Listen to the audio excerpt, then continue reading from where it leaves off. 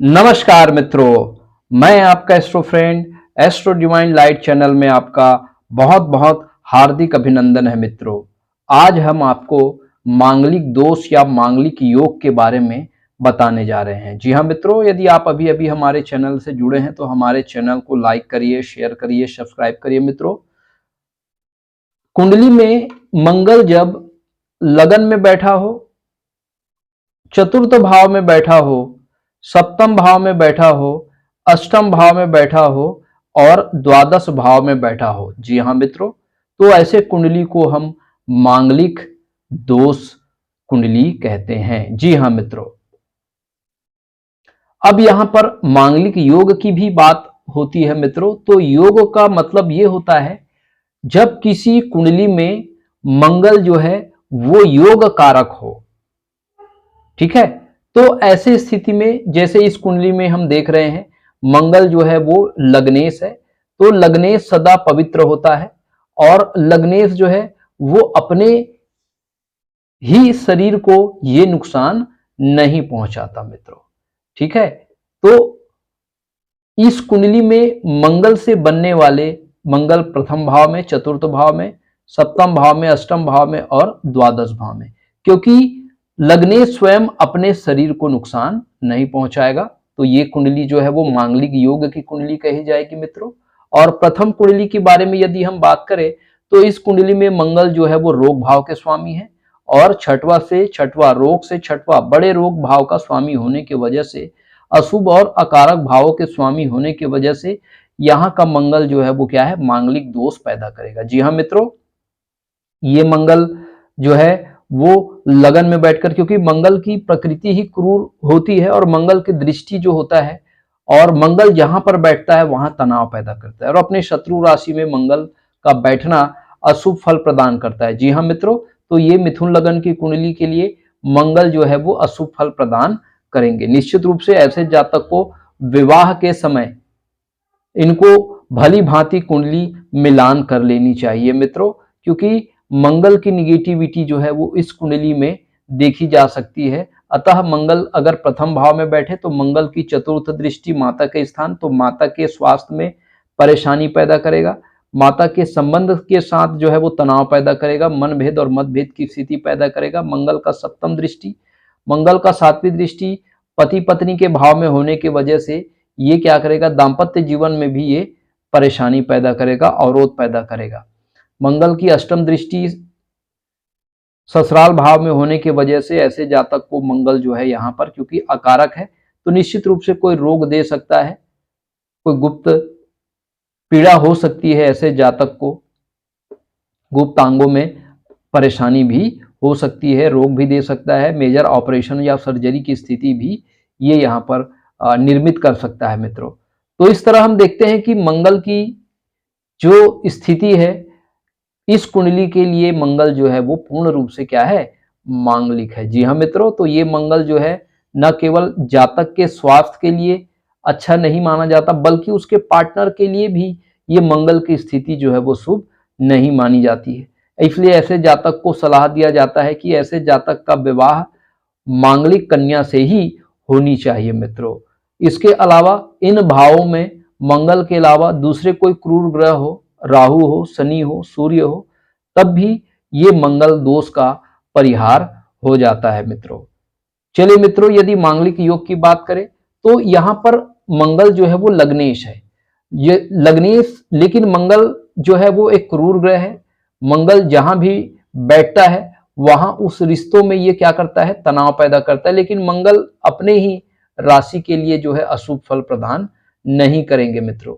लेकिन मंगल की सीधी दृष्टि जो है वो सप्तम भाव पर पड़ने की वजह से हो सकता है लाइफ पार्टनर के साथ इनका मनमुटाव हो, मनभेद मतभेद की स्थिति निर्मित हो, क्योंकि मंगल यहाँ सप्तम भाव में अपने शत्रु राशि शुक्र के राशि में स्थित होने की वजह से ऐसे जातक को विवाह के समय जो है भली भांति रूप से कुंडली का मिलान कर लेना चाहिए। जी हाँ मित्रों, क्योंकि लग्नेश मंगल है, अपने शरीर के लिए ये नुकसान नहीं करेगा, लेकिन अपने पार्टनर के लिए जो है ये नुकसानदायक हो सकता है। इसलिए विवाह के पूर्व जो है कुंडली जरूर मिलान करनी चाहिए और ऐसे जातक को चाहिए शास्त्रों के अनुसार ऐसा माना जाता है कि जब जातक 28 साल की आयु पूर्ण कर लेता है तब उनका मांगलिक प्रभाव जो है वो कम हो जाता है मित्रों, या समाप्त हो जाता है। ऐसे शास्त्रों का मत है, शास्त्रकारों का ऐसी मत है। तो इस तरह से, लेकिन जातक को विवाह के पूर्व कुंडली का भली भांति मिलान कर लेना उचित है मित्रों। यद्यपि मंगल का अर्थ ही होता है मंगल और शुभ फल, तो मंगल का अर्थ है कल्याणकारी। लेकिन कभी कभी क्या होता है मित्रों कि मंगल जब किसी कुंडली में अकारक, मारक या शुभ भाव के स्वामी होते हैं तो वो मंगल जो है वो ज्यादा प्रभावशाली होता है और वो रोग पैदा कर सकता है, पार्टनर को भी हेल्थ इशू दे सकता है। जैसे इस कुंडली में हम बात करें तो यहाँ पर हम देख पा रहे हैं कि रोग भाव का स्वामी सप्तम भाव में बैठा हुआ है, अर्थात ऐसे जातक की लाइफ पार्टनर को कोई ना कोई रोग जरूर होगा अगर वो नॉन मांगलिक है। तो अगर वो मांगलिक हुआ तो उसके दोनों मंगल की जो निगेटिविटी है वो क्या होंगे, कैंसल हो जाएंगे, निरस्त हो जाएंगे। इस कारण से ये मंगल जो है उसको अशुभ फल प्रदान नहीं कर पाएगा मित्रों। तो इसलिए मित्रों कि जब कभी भी आपके पास कोई कुंडली आती है, पत्रिका आती है, आप कुंडली मिलान कर लेना चाहिए, क्योंकि दोनों अगर मांगलिक है, मंगल का प्रतिशत यदि दोनों में बैलेंस है, तभी दोनों जो है एक अच्छा दाम्पत्य जीवन का निर्वहन कर सकते हैं मित्रों। उनके दाम्पत्य जीवन बहुत ही स्मूथली रूप से जो है वो संचालित हो सकता है। मांगलिक योग की हम बात करें मित्रों तो मंगल का अर्थ ही होता है कल्याणकारी। तो मंगल क्या करता है, जातक की एनर्जी लेवल को बढ़ा देता है, क्योंकि मंगल है ही ऊर्जा का कारक, उत्साह का कारक। मंगल हमारे विल पावर का कारक होता है। मंगल हमारे प्रतिरक्षा प्रणाली को बढ़ाने का काम करता है, हमारे हीमोग्लोबिन लेवल को ये भी बढ़ाने का काम करता है। जी हाँ मित्रों, मंगल पराक्रम का कारक है, मंगल साहस का कारक है। तो ऐसे जातकों के अंदर जो है वो बहुत ज्यादा ऊर्जा जो है वो देखने को मिलता है। तो ऐसे जातक की ऊर्जा को जो सहन कर ले, निश्चित रूप से इसका जो दूसरा जो पार्टनर होना चाहिए, इसका जो पार्टनर होना चाहिए वो निश्चित रूप से वो भी मांगलिक होना चाहिए, वो भी एनर्जेटिक होना चाहिए, ताकि मंगल की इस ऊर्जा को वो क्या कर सके, सहन कर सके मित्रों। यद्यपि कुंडली में कोई भी योग का बनना ये तो हमारे पूर्व जन्म के प्रारब्ध पर आधारित होते हैं मित्रों। परमात्मा के द्वारा बनाए गए कोई भी योग कभी भी हमारे लिए नुकसानदायक नहीं होते मित्रों, क्योंकि अगर हम उस सेंस से सोचे कि परमात्मा के द्वारा बनाई गई जो सृष्टि है वो सदैव कल्याणकारी होती है, जब तक मानव उस पर किसी भी प्रकार का अपना हस्तक्षेप न करे। जब हम किसी चीज पर, कोई प्रकृति पर हम अपना हस्तक्षेप करते हैं तो निश्चित रूप से वो प्रकृति हमें दंड देती है मित्रों। तो उसी प्रकार कुंडली में जो कुछ भी योग हमें अपने प्रारब्ध से प्राप्त होते हैं, निश्चित रूप से ये योग जो है वो हमारे जीवन के ही एक महत्वपूर्ण भाग होते हैं मित्रों, जिसको हमको इस जीवन में उस प्रारब्ध को काटना ही होता है। तो निश्चित रूप से मंगल मांगलिक दोष तो जातक को बहुत एनर्जेटिक बनाता है, जातक को बहुत पराक्रमी बनाता है, परिश्रमी बनाता है। जातक की जो ऊर्जा लेवल होती है वो बहुत अधिक होती है। जातक जो है वो थोड़े से ना शॉर्ट टेम्पर हो सकते हैं, क्योंकि मंगल की प्रकृति है। ठीक है, मंगल को सेनापति का हम कारक मानते हैं। ठीक है, तो मंगल जो है अग्रेसिव बना सकता है, आक्रामक बना सकता है, जो लड़ाई झगड़े के लिए हम हमेशा उतावले स्वरूप को दर्शाया गया है, क्योंकि एक सैनिक जो है हमेशा तलवार लेके खड़ा होता है और वो आक्रमण मुद्रा में वो रहता है। तो जिस किसी जातक की कुंडली में यदि मंगल दोष होता है तो ऐसे जातक को थोड़ा सा आक्रामक बना देता है।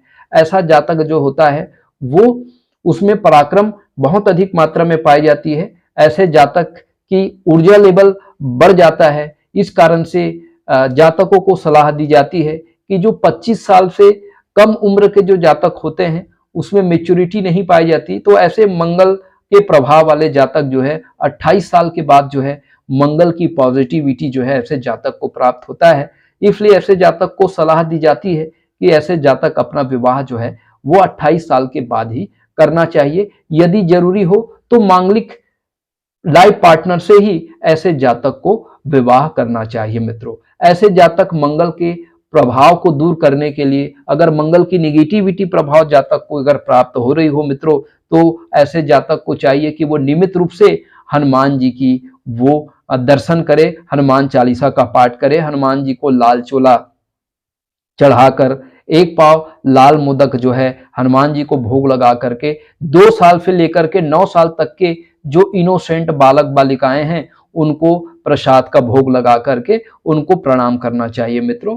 तो निश्चित रूप से ऐसे जातक के जो मांगलिक दोष होते हैं वो दूर होते हैं, हनुमान जी की कृपा होती है ऐसे जातकों के ऊपर, और सदैव ऐसे जातक जो है हनुमान जी की कृपा से अपने जीवन में यश, कीर्ति, मान, सम्मान, उन्नति, पदोन्नति जो है वो प्राप्त करते हैं मित्रों।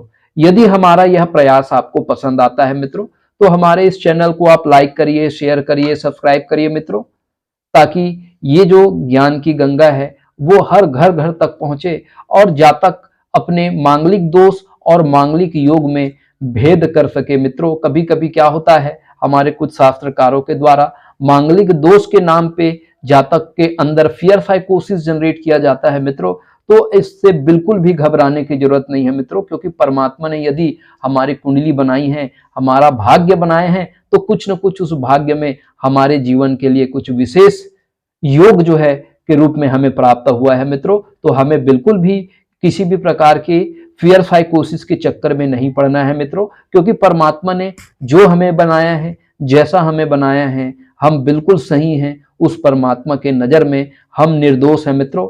तो आपको बिल्कुल भी घबराने की जरूरत नहीं है। मांगलिक योग में तो आपके अंदर पराक्रम, उत्साह बढ़ जाएगा, आपका एनर्जी लेवल बढ़ जाएगा और आप जो है दूसरों से ज्यादा मेहनत करने वाले होंगे, ज्यादा परिश्रम करने वाले होंगे। और जो जातक ज्यादा मेहनत करते हैं, ज्यादा परिश्रम करते हैं, जिनके अंदर आत्मविश्वास, जिनके अंदर दृढ़ इच्छा शक्ति होती है, केवल सफलता उन्हीं को ही प्राप्त होती है मित्रों। तो ऐसे जातक जो है वो प्रतियोगी परीक्षा में ऐसे जातक सफलता प्राप्त करते हैं। ऐसे जातक की इम्यून सिस्टम भी, इम्यूनिटी पावर भी बहुत स्ट्रांग होती है, जो बड़े बड़े रोगों से लड़ने के लिए इसके अंदर जो है कमाल की विल पावर देखी जाती है मित्रों। तो इसी तरह मित्रों, आपके स्नेह आशीर्वाद के लिए आपको पुनः बहुत बहुत साधुवाद, बहुत बहुत धन्यवाद। यदि आप भी अपना कुंडली एनालिसिस कराना चाहते हैं, विवाह योग्य कुंडली एनालिसिस कराना चाहते हैं, मांगलिक दोष या मांगलिक योग का आप विश्लेषण कराना चाहते हैं, तो हमारे दिए गए लिंक पे जाके आप हमसे संपर्क कर सकते हैं मित्रों। यदि आपके मन में किसी भी प्रकार का ज्योतिष को लेकर के आपके मन में अगर कोई क्वेरीज है, कोई क्वेश्चन है, तो जरूर आप हमसे संपर्क कर सकते हैं, अपने समस्या का समाधान कर सकते हैं मित्रों। परमात्मा आपको स्वस्थ रखे, आनंदित रखे, निरोगी काया प्रदान करे, आपकी मनोकामना पूर्ण करे। इसी शुभ और मंगल कामनाओं के साथ आपके एस्ट्रो फ्रेंड को अब इजाजत दीजिए मित्रों। फिर से हम नए ऊर्जा, नए उत्साह के साथ एक नए टॉपिक के साथ आपके बीच फिर से उपस्थित होंगे। तब तक के लिए हमें इजाजत दीजिए। नमस्कार, प्रणाम।